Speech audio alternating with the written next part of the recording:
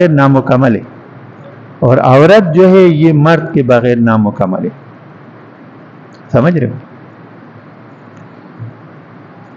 تو اللہ رب جلالہ نے یہ سلسلہ وہاں سے چلایا، جنت سے یہ صورتحال بنائی اللہ نے. ٹھیک ہے.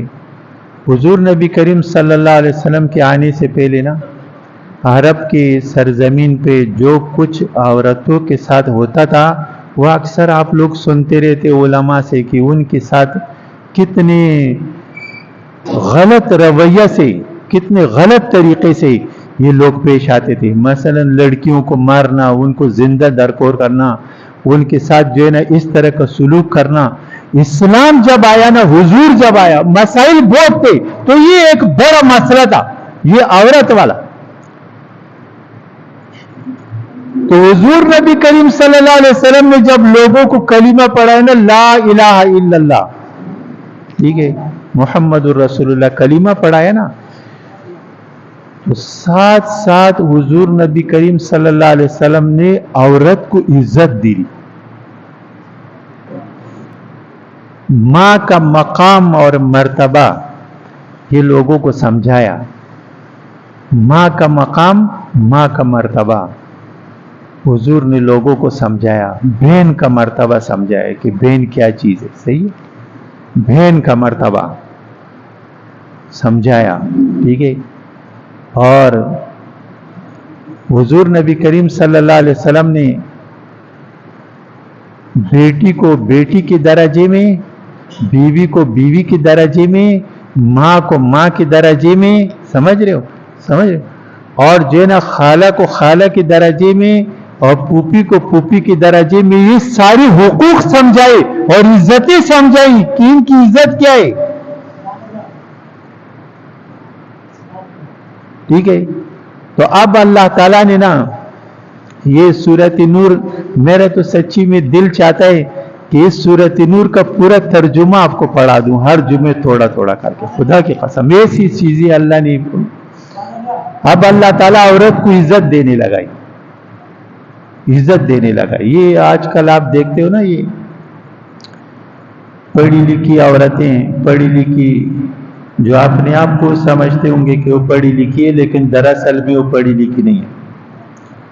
قرآن نے نا عورت کو عزت دی، مقام دیا، مرتبہ دیا اور امت کو سمجھایا. اللہ تعالیٰ نے قرآن شریف میں عورت کو عزت دی، کیونکہ سب کچھ مرد تو نہیں نا، مردوں کے لیے کہ ساری عزتیں اسی کو ہی ملے، سب کچھ اس کو ملے، نہیں، عورتوں کا بھی اس کے اندر حصہ ہے نا، اور زیادہ حصہ ہے، زیادہ حصہ ہے.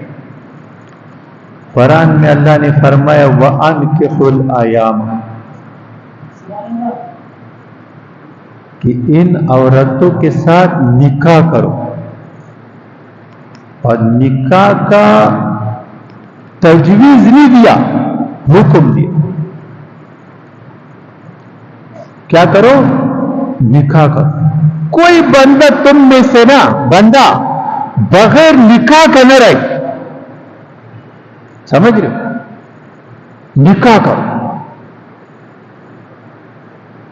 وَأَنْكِحُوا الْأَيَامَ مِنْكُمْ، نکاح کرو. اب نکاح جو ہے وہ اسلام کے اندر اس کا ایک بہت بڑا مرتبہ ہے. اور اگر ایک بات میں آپ کو بتاؤں تو وہ بہت پتی کی ہوگی. تقریر آ گئی تو بیچ میں بات بھی آ گئی تو انشاءاللہ آپ کو اس کا فائدہ بہت ہوگا. یہ آپ نے دل و دماغ پہ لکھ کے لے کے جانا. عبادتیں کتنی ہیں؟ نماز، روزہ، حج، زکوٰۃ، نوافل، مستحب، صدقے، خیرات، جہاد، یہ ساری چیزیں ہیں نا، عبادتیں ہیں نا، عبادتیں ہیں نا یہ ساری. تو جو سب سے پہلی عبادت ہے نا، پہلی عبادت جو ہے ہماری، جو حضرت آدم علیہ السلام سے شروع ہوئی، پہلی عبادت وہ نکاح ہے. وہ کیا ہے؟ وہ نکاح. پہلی عبادت نکاح. کیسے نکاح؟ وہ اس طریقے سے نکاح ہے کہ اللہ تعالیٰ نے جنت میں نا حضرت آدم علیہ السلام کو رکھا، تو وہ جنت کے اندر رہ رہے تھے، اداس ہو گیا، اداس ہو گئے، اکیلے تنہا، یہاں جا رہے وہاں جا رہے، اس جگہ بیٹھ گئے، اس درخت کے نیچے بیٹھ گئے، اس باغ میں چلے گئے، اس نہر پہ چلے گئے، آخر اداس ہو گئے۔ جب اداس ہو گئے نا تو اللہ رب جلالہ بہتر جانتا ہے نا ہر معاملے کو۔ اللہ تعالیٰ نے حضرت آدم علیہ السلام سوئے ہوئے تھے نا، تو ان کے بائیں پسلی سے نا عورت کو پیدا کیا، بی بی ہوا کو پیدا، بائیں پسلی سے پیدا کیا۔ جب وہ اٹھے انہوں نے دیکھا کہ یہ تو خاتون ہے۔ اب ان کو تو یہ پتہ نہیں تھا نا کہ یہ، کیونکہ یہ ابھی تو کوئی بات تو ہوئی نہیں، اٹھے دیکھا سامنے خاتون کو دیکھا تو وہ حیران تو ہو گئے نا، حیران ہو گئی۔ تو اللہ سے پوچھا کہ یا اللہ یہ کیا ہے؟ اللہ نے فرمایا یہ خاتون ہے، بی بی ہے، ہوا ہے، اور میں اس کے ساتھ نہ تیرا نکاح کرنے والا ہوں۔ تیرا کیا کرنے والا ہوں؟ نکاح کرنے والا ہوں، اس کے ساتھ نکاح ہوگا۔ تو یہ پہلی عبادت تھی، یہ نکاح کس نے پڑھایا؟ زور سے بولو ذرا، اللہ نے پڑھایا۔ پہلے نکاح کس نے پڑھایا؟ حضرت آدم کا علیہ السلام کا، اللہ نے پڑھایا، نکاح ہو گیا۔ تو حضرت آدم علیہ السلام نے فرمایا کہ یا اللہ یہ میرے بیگم ہے، میری بیوی، اب میں اس کے پاس جاؤں، اس سے باتیں کروں؟ اللہ نے فرمایا نہیں، ابھی نہیں۔ کافر کا مہر ہوگا، کیا ہوگا؟ کیا ہوگا؟ مہر ہوگا، مہر ہوگا، مہر۔ تو حضرت آدم علیہ السلام نے فرمایا کہ یا اللہ یہ جنت تو ساری تیری ہے، یہاں کی نہریں اور باغات سب بھی تیرا ہے، میرا تو نہیں، تو میرے پاس تو کچھ ہے بھی نہیں کہ میں اس کو مہر میں دوں۔ تو اللہ نے فرمایا کہ جو، یہ تو ہمیں پتہ ہے کہ تمہارے پاس کچھ نہیں ہے، ٹھیک ہے، مہر کے اندر جو میرا آخری نبی آئے گا نا، آخری نبی محمد الرسول اللہ سب کو صلی اللہ علیہ وسلم، تم اس کے اوپر 100 دفعہ درود پڑھ لو، یہ مہر ہوگی، ٹھیک ہے، یہ مہر ہوگی۔ اب نکاح جو ہے نا، نکاح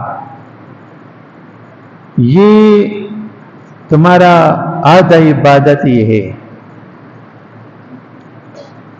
ٹھیک ہے، نکاح عبادت ہے، بہت بڑا عبادت ہے نا یہ نکاح۔ تو اب اللہ نے فرمایا کہ یہ جو ہے مہر ہو گیا، ابھی تمہاری بیگم ہو گئی۔ لیکن یہ حضرت آدم علیہ السلام کے لیے تھا جنت کے اندر، ایسا نہ ہو کہ تم جو ہے نا مقصد آگے نکل کے نا کہ چلو یار درود پڑھ دو اور بس ہو گیا، نہیں۔ نکاح میں تین چیزیں ہیں، نکاح ہو، ٹھیک ہے، نکاح ہو، مہر ہو، اور ولیمہ ہو۔ کتنی چیزیں ہو گئی؟ نکاح،